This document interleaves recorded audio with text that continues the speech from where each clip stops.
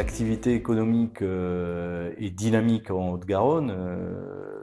On a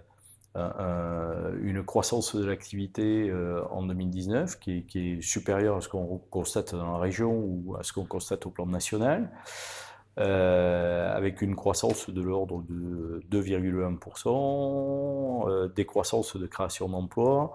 de création d'entreprises, avec à peu près tous les secteurs qui sont concernés, le secteur industriel, le secteur des services qui est, après un début d'année qui était un petit peu atone, a rebondi à partir du deuxième trimestre,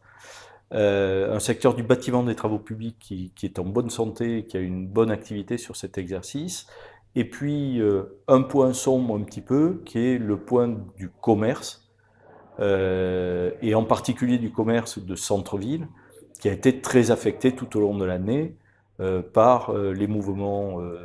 sociaux qui ont perturbé gravement leur activité tous les samedis pendant la plupart de cette année. Le Parlement a décidé de baisser les montants pour taxes de frais de chambre au niveau national. Ça impacte directement la Chambre de commerce et d'industrie de Toulouse, qui se trouve confrontée à un paradoxe, un nombre d'entreprises en croissance, une création de richesse en croissance et des taxes pour frais de chambre qui permettent de faire fonctionner la chambre de commerce qui sont en baisse. Ces baisses, c'est 11,4% en 2019, c'est 23%, un peu plus de 23% pour 2020. Ça représente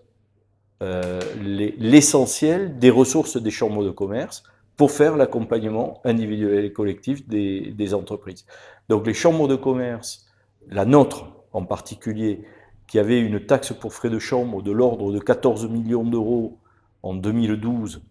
va se retrouver en 2020 avec une taxe pour frais de chambre qui sera de l'ordre de 6 millions d'euros et devrait dériver vers une taxe pour frais de chambre de moins de 3 millions d'euros, de l'ordre de 2,7 millions à l'échéance 2022. Nous sommes une organisation de services avec une centaine de collaborateurs. Je vous laisse imaginer les conséquences que ça a eu sur nos effectifs, qui ont divisé par 2 à peu près sur la période 2012-2020,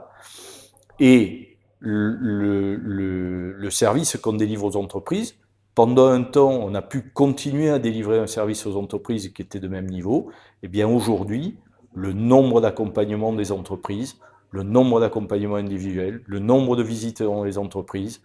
le nombre d'actions menées en faveur des entreprises sont en baisse à peu près proportionnelle à la baisse de la TFC perçue.